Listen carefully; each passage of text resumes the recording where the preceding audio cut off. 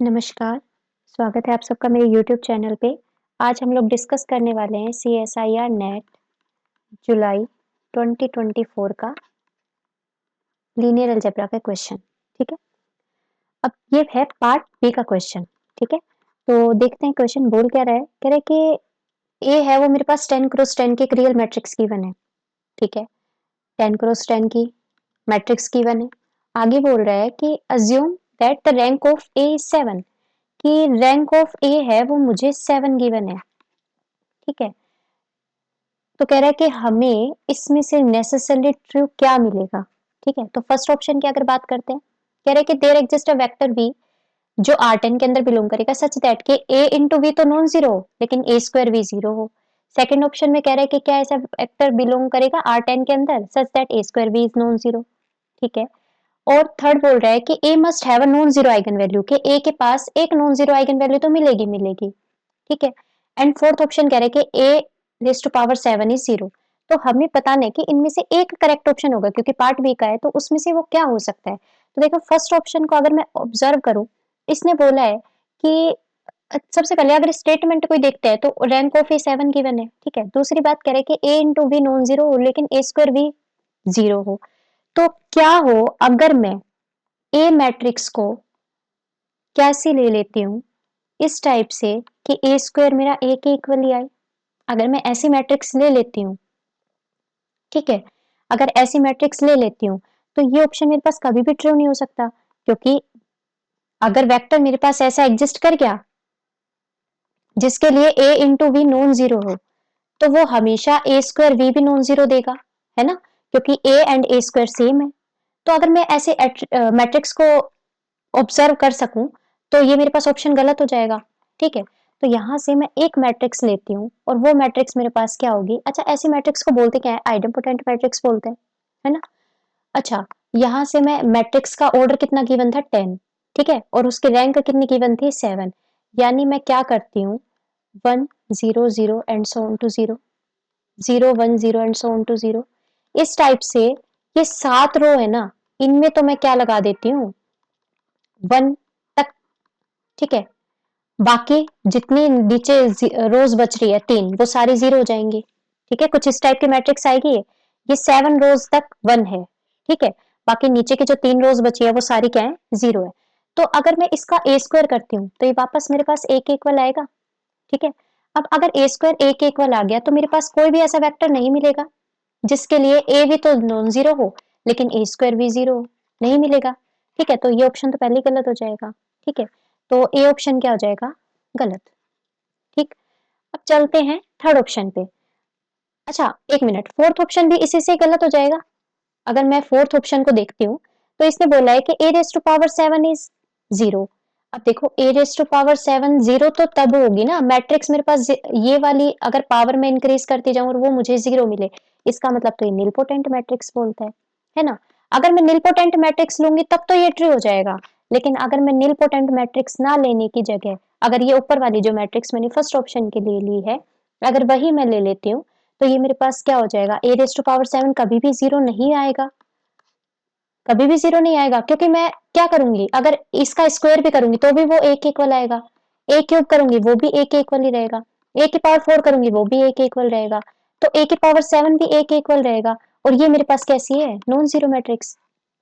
इसका मतलब ए की पावर 7 नॉन जीरो हुई तो इसका मतलब जीरो तो हुई नहीं, तो इसका मतलब डी ऑप्शन भी क्या हो जाएगा? गलत। तो मेरे first and fourth question sorry options तो इसी से डिस्कार्ड हो गए, ठीक है? अब चलते हैं, अच्छा सेकंड को एक बार छोड़ देते हैं, थर्ड पे चलते हैं, ठीक है? कह रहे हैं कि ए के पास कम से कम एक नॉन जीरो आइगन वैल्यू होगी, कह रहे हैं must have a non zero eigen value, एक तो नॉन जीरो होगी होगी ऐसा बोल रहा है। अच्छा, नील पोटेंट मैट्रिक्स का मुझे पता है कि अगर मेरे पास नील पोटेंट मैट्रिक्स होती है तो नील पोटेंट मैट्रिक्स की सारी आइगन वैल्यू जीरो होती है, ठीक है? उसकी एक भी आइगन वैल्यू नॉन जीरो नहीं होती, ठीक है? तो इसके लिए अगर मैं नील पोटेंट मैट्रिक्स ले लूं, नील पोटेंट मैट्रिक्स किस टाइप की आएगी? देखो, 0 1 0 0 0 0 0 0 0 0 0 कितनी हो गई है? 5 5 10, ठीक है?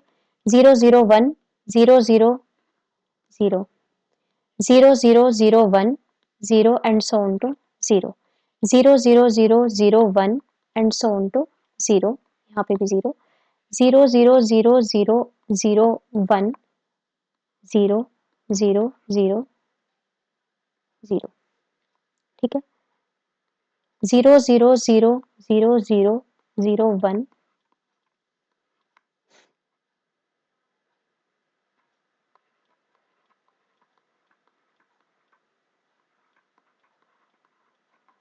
एक दो तीन चार पाँच छः सात, ठीक है।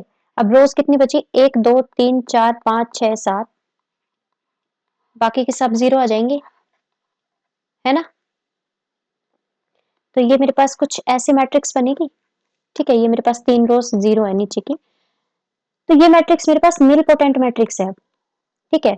और इसकी सारी आइगन वैल्यूज कैसी हैं, 0 है।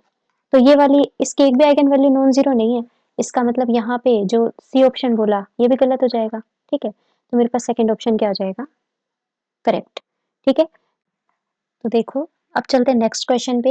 ये रियल एनालिसिस का क्वेश्चन है, ठीक है।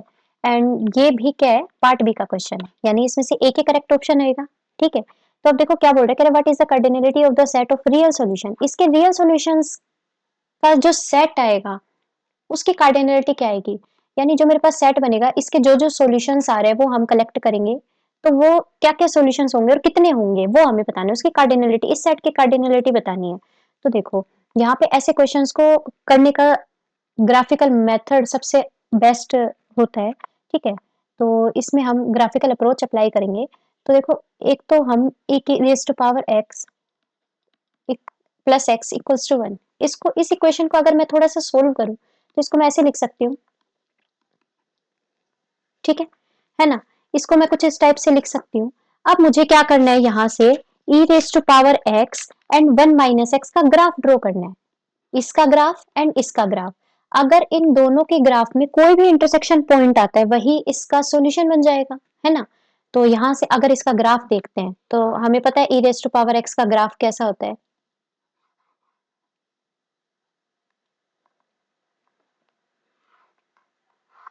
ये मेरे पास ग्राफ बनेगा e raise to power x का कुछ इस टाइप का ग्राफ, ठीक है। एंड यहाँ पे जो पॉइंट होता है वो मेरे पास क्या होता है, 0 1, ठीक है। ये मेरे पास 0 1 पॉइंट होता है। अच्छा, 1 माइनस एक्स, एक्स का ग्राफ किस टाइप से बन सकता है, तो यहाँ पे इसको या तो आप ग्राफिकल अप्रोच से, मतलब जैसे हम लोग 10th में पढ़ते थे कि यहाँ पे हमने x की वैल्यू को पुट किया, x को 0 पुट किया, फिर x को 1 पुट किया, वहां से y की वैल्यू निकाले, या तो ऐसे, नहीं तो अगर आपको ग्राफ आते हैं अच्छे से तो आप डायरेक्ट इसका ग्राफ प्लॉट कर सकते हैं, ठीक है। तो यहाँ से एक बार देख लेते हैं कि x को अगर मैं 0 पुट करती हूँ तो y मुझे 1 मिलता है, तो यानी ये पॉइंट मुझे मिलेगा। और अगर x को मैं 1 पुट करती हूँ तो y मुझे 0 मिलेगा, तो x को अगर मैं 1 पुट किया तो y मेरे को 0 मिला, तो ये ग्राफ इन दोनों पॉइंट से पास होके जाएगा ऐसे, ठीक है। यानी इन दोनों का जो इंटरसेक्शन पॉइंट है, इसका, ये e raise to power x का ग्राफ था एंड ये 1 माइनस एक्स का है, इन दोनों का जो इंटरसेक्शन पॉइंट है वो सिर्फ एक है, ठीक है। तो इसका मतलब इसके पास क्या होगा, एक सॉल्यूशन मिल गया मुझे। अब एक ही सॉल्यूशन मिला, उसके अलावा तो नहीं मिला, इसका मतलब इसके सॉल्यूशन सेट के अंदर सिर्फ एक वैल्यू आएगी, ठीक है। इसका सॉल्यूशन सेट सिर्फ एक आएगा, तो उसकी जो कार्डिनलिटी आएगी वो मेरे पास क्या आ जाएगी, 1 आ जाएगी। इसका मतलब इसके सॉल्यूशन क्या आएगा, सिर्फ 1। तो बी ऑप्शन मेरे पास करेक्ट हो जाएगा, ठीक है, बाकी सब गलत। ओके, आई होप आपको दोनों क्वेश्चन समझ में आए होंगे। Thank you very much.